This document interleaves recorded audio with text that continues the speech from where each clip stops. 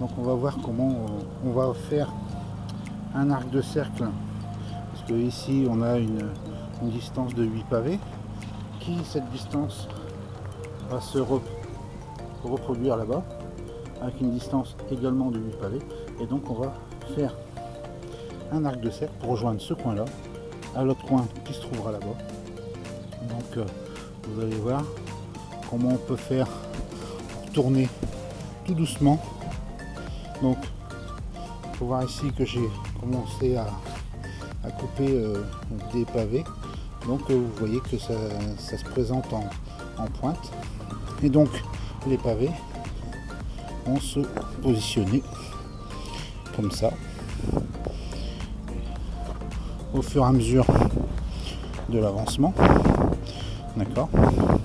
Et donc le fait de les avoir coupés en biais ici sur cette tranche là, donc quand on les positionne l'un à côté de l'autre, vous pouvez voir que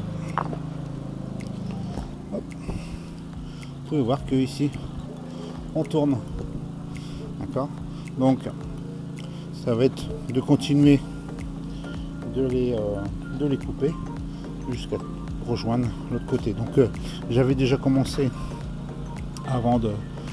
j'avais commencé à les couper avant de commencer cette vidéo. Donc on peut voir qu'ici j'en ai 4. Donc coupé en pointe. Donc ça sera à l'intérieur de mon demi-cercle.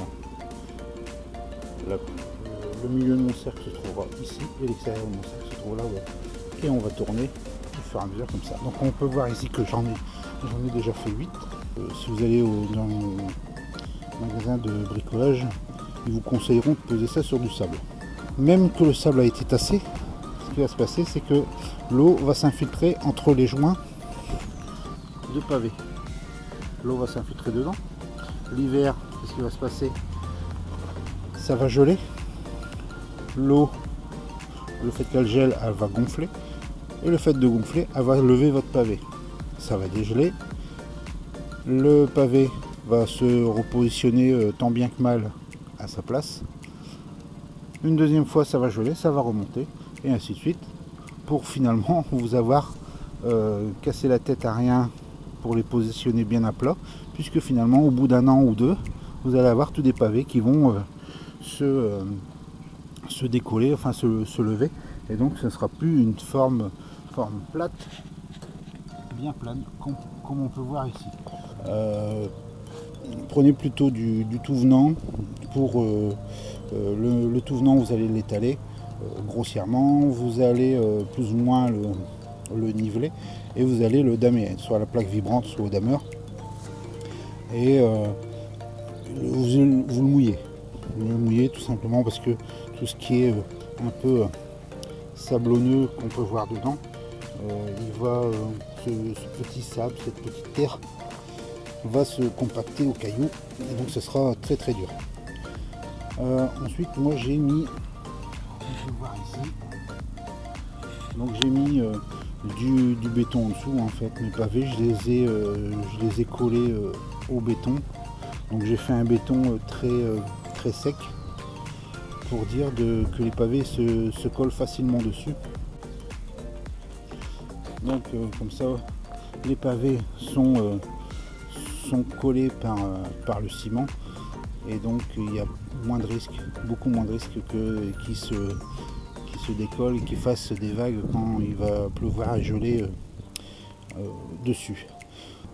Comme dans tout béton qu'on peut mettre, il faut mettre du grillage. Si vous mettez du béton sans grillage, ça sert absolument à rien. Le béton c'est pas ce qui donne la solidité à une dalle, c'est surtout le grillage qui donne sa solidité. Donc le mélange béton et grillage fait que ce soit une dalle qui va tenir. Donc là je fais une petite dalle grossière que j'ai posée au fur et à mesure. On le verra tout à l'heure, où on mettra le ciment, le béton, donc mélangé au grillage. On mettra le béton et on posera les pavés dessus en les tassant. Donc ce qu'on va faire, donc on va les mettre sur le planche parce que le terrain n'étant pas très plat. Donc il vaut mieux les mettre sur une planche. Au moins on a l'uniformité du terrain. Et en posant les pavés, surtout c'est de faire attention que les pavés, parce que tous les pavés ne sont pas de la même largeur. Donc ici dans mon cas, j'ai des pavés qui vont entre 14,5 et 15,5. Donc surtout d'avoir un bon alignement ici et un bon alignement de l'autre côté. Donc on va faire une ligne de 8 pour pouvoir les tracer et les couper correctement. Voilà. Donc ici, nous avons notre ligne de 8 pavés, les couper. Donc je vais partir de ce coin ici pour arriver à ce coin opposé. Donc nous allons avoir une diagonale. Donc on va pouvoir récupérer dans ce cas-là 2 lignes de pavés. Un grand côté ici et mon centre qui se trouvera là-bas. Un grand côté ici et mon centre qui se trouvera ici. Voilà. Donc ça s'appelle une corde à bleu. Donc la corde bleue, on la positionne comme ça. La corde à bleu, on la tire. Donc là je vais demander un coup de main parce que sans quoi je n'y arriverai pas. Donc vous pouvez voir que la corde à bleu a fait toute la diagonale de mes pavés. Donc là on vas-y tire dessus. Voilà. Donc là on est en train de marquer les pavés. Donc on retire la ficelle. Et on peut voir que la ligne elle est sur toute la longueur. Donc on appelle ça une corde à bleu. Ça permet de tracer facilement sans être obligé d'utiliser un crayon de bois qui n'est pas très précis. Là au moins en tendant bien la corde et en tapant dessus, on a une ligne bien droite. Donc maintenant on va pouvoir les couper en suivant cette ligne bleue.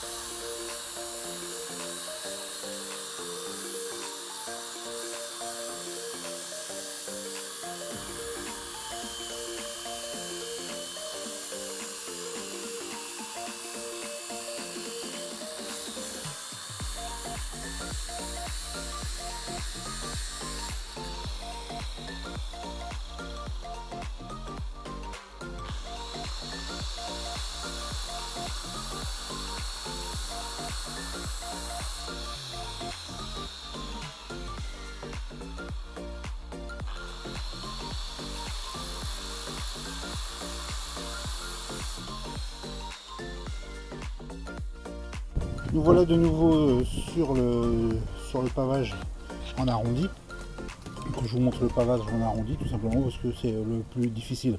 Si vous savez faire en arrondi, si je vous ai montré en arrondi, le pavage droit tel qu'il est ici, c'est ce qui est le plus simple. La différence c'est simplement que ici il se trouve coupé pour effectuer la courbe alors que ici il est plein. Donc le béton, vous pouvez voir qu'il est assez friable, hein, il n'est pas non plus trop liquide, tout simplement parce que si on met trop liquide, les pavés, à force de les tapoter, vont s'enfoncer trop profondément et on sera embêté pour les maintenir à niveau. Donc je vais vous montrer comment ça se passe. Donc ici j'en ai déjà posé, j'ai déjà posé les 2 premiers, hein, c'est simplement pour voir les positions de mon pavage. Donc vous le posez, hein, donc vous mettez le béton légèrement plus haut, surtout ne pas le tasser. C'est le pavé qui va le faire quand on va le tapoter. Donc vous voyez, donc là je le tapote avec un maillet en plastique tout simplement.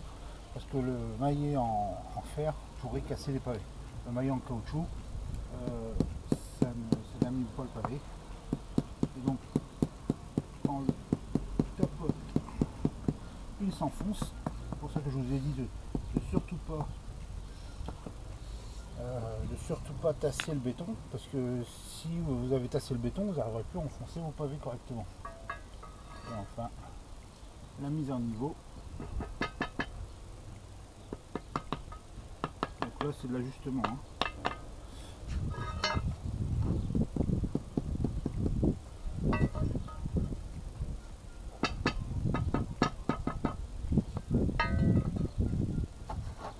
Donc là, je suis de niveau. Et là, je suis de niveau. Donc, voilà. Nous avons déjà posé 3 pavés. Après, c'est de bien les serrer. Plus seront serrés, mieux ce sera. Il y a moins d'impuretés qui se mettront dans les joints, surtout qu'ici, c'est un pavage sans joint. Si vous voyez que votre ciment, votre béton est trop sec, c'est pas gênant. Ce que vous pouvez faire, c'est prendre une bassine avec de l'eau dedans, tremper légèrement le fond de vos pavés et les poser sur le béton. Donc là, mon béton, je le trouve déjà un petit peu trop liquide, donc je le passe pas par la case bassine d'eau. Voilà. Là, je prends le suivant, je l'enfonce tout doucement.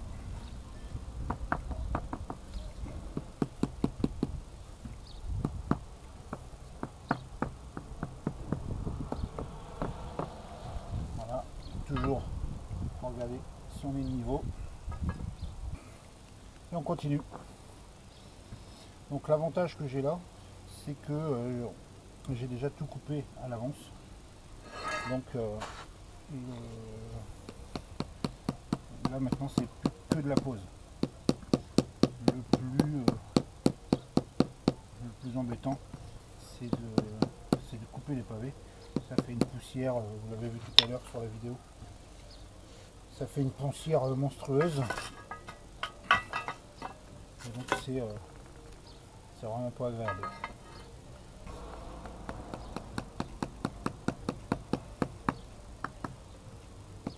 Puis on gagne énormément de temps du fait que là on n'a plus à couper, là c'est simplement de la pose. Donc là ça va très vite. Si vous voyez qu'il vous manque un peu de ciment, un peu de béton, vous rajoutez. Voilà.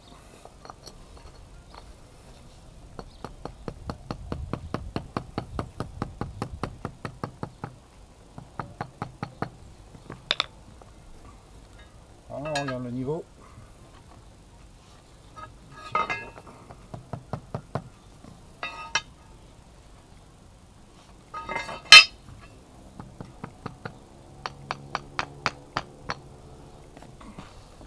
Et on termine par le petit dernier. On le pose.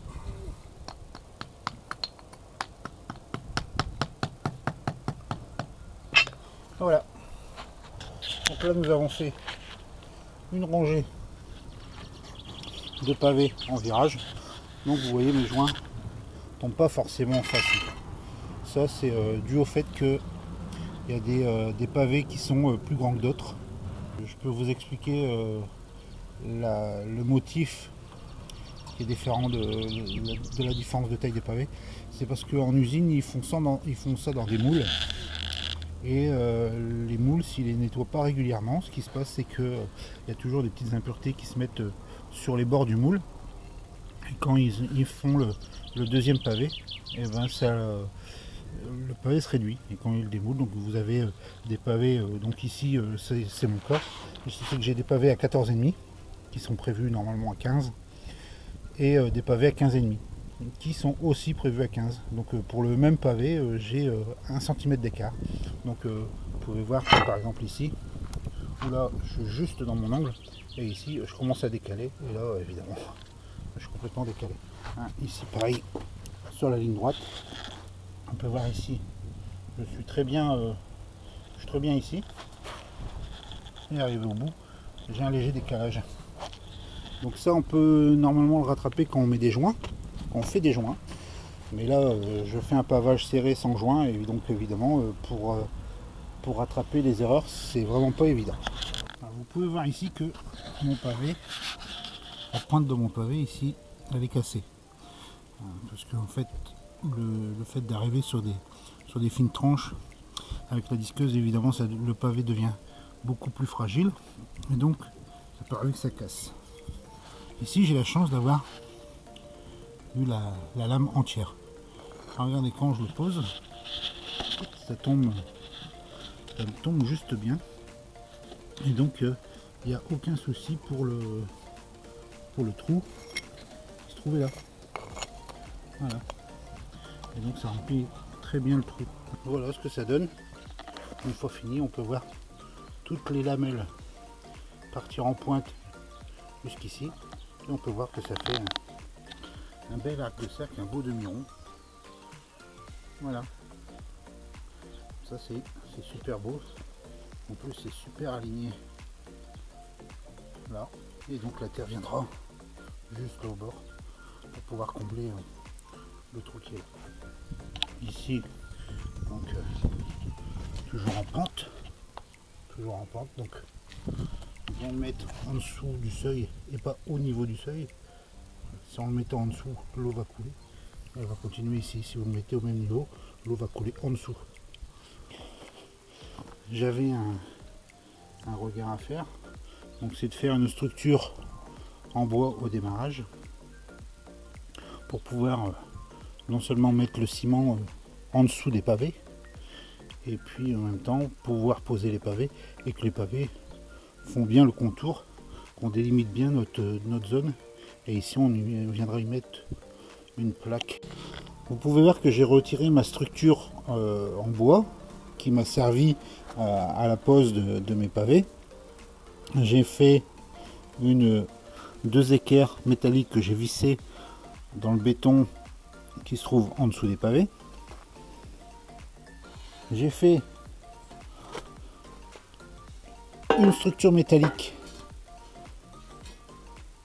Vous allez comprendre comment elle fonctionne. Donc ici surtout c'est de mettre des fers en T. Pourquoi en T? Ça a beaucoup plus de résistance si on vient à marcher dessus. Ensuite ici autour, donc un fer en L que vous coupez et que vous soudez sur les angles. Vous allez travailler à l'envers, et donc c'est pour ça qu'il faut numéroter tous vos pavés. Et vos pavés, vous allez leur faire une entaille pour pouvoir recouvrir votre structure métallique qui se trouve ici au bord. Donc quand vous allez poser votre pavé, vous voyez la structure métallique qui est en dessous, on ne la voit plus du tout. Enfin, vous les posez tous sur votre structure métallique.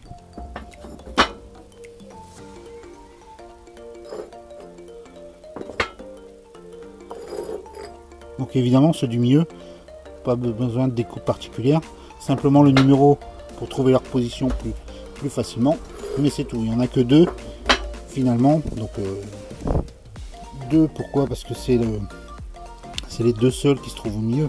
Si votre puisard se trouve beaucoup plus grand, évidemment vous allez peut-être avoir plus de pavés qui n'auront pas de découpe. Ou alors si vos pavés sont plus petits sur votre support métallique, évidemment que vous allez peut-être avoir aussi plus de pavés qui ne seront pas coupés dans le milieu. Donc vous voyez que je remplis ma structure métallique au fur et à mesure.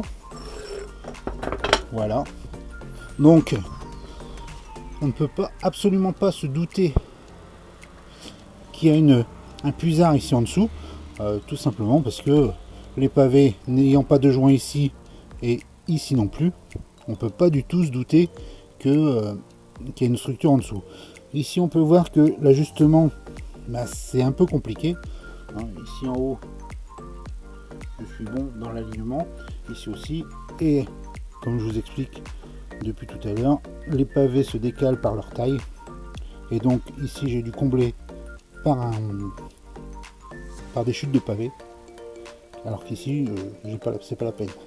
Enfin le dernier pavé, parce que va falloir prévoir une porte de sortie le jour où il faudra retirer toute cette plaque de pavé. Donc sur un seul pavé, ce que vous pouvez faire, c'est vous le percez de part en part. Vous mettez une vis à tête bombée, comme ça. Une fois qu'il est bien à plat, on voit quasiment pas. Vous mettez des boulons de l'autre côté avec une rondelle pour avoir un bon appui et pour éviter que ce boulon se retire.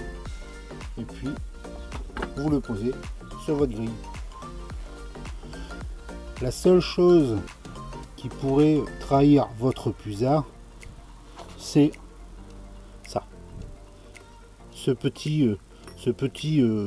tête bombée qui est sur le pavé. Il n'y a que ça qui pourrait trahir que vous avez un puisard. Mais si je vous aurais montré le pavage sans vous expliquer, sans vous montrer qu'il y avait un puisard à cet endroit-là, jamais vous auriez pu le deviner. Vous pouvez voir que mon entrée se passe avec un virage pour commencer, un léger virage pour commencer. Donc on ne peut pas faire les mêmes coupes sur les pavés que pendant la vidéo. Et donc j'ai dû faire des coupes approximatives où là on voit que c'est pas les pavés n'ont pas été coupés dans la diagonale. Cette pointe qui se trouve ici, c'est l'image de celle-là. C'est-à-dire que j'ai coupé les pavés en deux. Il y en a une, je m'en suis servi pour la mettre ici. Et ce qui me restait, je m'en suis servi pour le mettre ici en haut. Ce qui me permet de tourner légèrement et donc de pouvoir suivre mon mur. Et donc vous voyez que les pavés sont plus ou moins collés. Donc ça c'est pas trop gênant, tout simplement parce que j'ai un enduit qui va venir sur le mur et donc ça va me reboucher le trou. Si vous avez des problèmes de longueur à vos pavés, on peut voir ici, le pavé ne tombe pas juste. Ici ça tombe à peu près juste, donc vous allez finir par être décalé sur l'extérieur. Donc c'est pas gênant, vous le laissez, vous continuez, vous attendez que tout soit fini. Et ce que vous faites à la fin, quand vous avez tout fait, c'est que vous venez avec votre disqueuse couper les pavés qui débordent. Et donc vous allez vous refaire une courbe beaucoup plus propre, beaucoup plus nette. Vous pouvez voir ici que j'ai commencé à remblayer la terre, le tour de mes pavés, mais je n'ai pas fait au bord, je l'ai pas fait pour éviter que les mauvaises herbes passent ici dans les joints. Ce qu'on va faire, c'est qu'on va faire un ciment maigre, du ciment, hein, pas la peine de faire de béton, un ciment maigre que l'on va venir mettre en chanfrein ici. Donc je vais faire un gros bourrelet ici tout autour du pavé, jusque un peu la hauteur du pavé, mais en biais. Donc ici la base va être beaucoup plus large et on va venir mourir sur le bord du pavé. Comme ça notre terre va pouvoir venir mourir sur le pavé sans être embêté par les mauvaises herbes qui vont passer par le système racinaire de la pelouse. Donc nous avons un pavage qui est très beau. C'est pas parce que c'est moi qui l'ai fait, mais je trouve que ça fait beaucoup plus beau un pavage sans joint plutôt qu'un pavage avec des joints. Surtout que là on a le système où on a l'arrondi, on aurait pu le faire droit, mais ça aurait été, il y aurait eu beaucoup moins de travail, donc beaucoup moins de recherche, et je pense qu'on aurait gâché le pavage. Le fait de le faire en arrondi, ça donne une forme supplémentaire, une forme géométrique supplémentaire qui accentue la beauté du pavage. Donc si vous avez aimé les explications que j'ai pu vous donner sur cette vidéo, sur comment faire ce virage, comment faire pour reboucher un puisard qui se trouve dans votre pavage. Le système de pavage droit en ligne droite, c'est ce qui est le plus simple. Donc si vous avez aimé tout cela, n'hésitez pas à me le dire, hein, mettez un petit pouce bleu, ça fait toujours plaisir. Si vous avez des questions, si vous voulez plus d'explications, peut-être que j'ai pas été assez dans le détail, n'hésitez pas à poser vos questions, je peux y répondre, j'essaierai d'y répondre. Si vous aimez toutes les vidéos que je vous présente, j'essaie d'en faire une par semaine. Si vous avez aimé toutes ces vidéos, abonnez-vous. Ça me permet à moi de pouvoir continuer. Ça me montre que vous me suivez, que vous êtes intéressé par les vidéos que je fais. Et donc n'hésitez pas à vous abonner, à liker. Si vous n'avez pas aimé, comme d'habitude, expliquez-moi pourquoi. J'éviterai de faire les mêmes erreurs que vous me dites la prochaine fois. Et puis voilà. Donc n'hésitez pas à faire des commentaires. Hein, je suis ouvert. Commentaires positifs, commentaires négatifs. N'hésitez pas. Merci beaucoup d'avoir vu cette vidéo. Et puis bon pavage, bon bricolage à tous. Allez, ciao!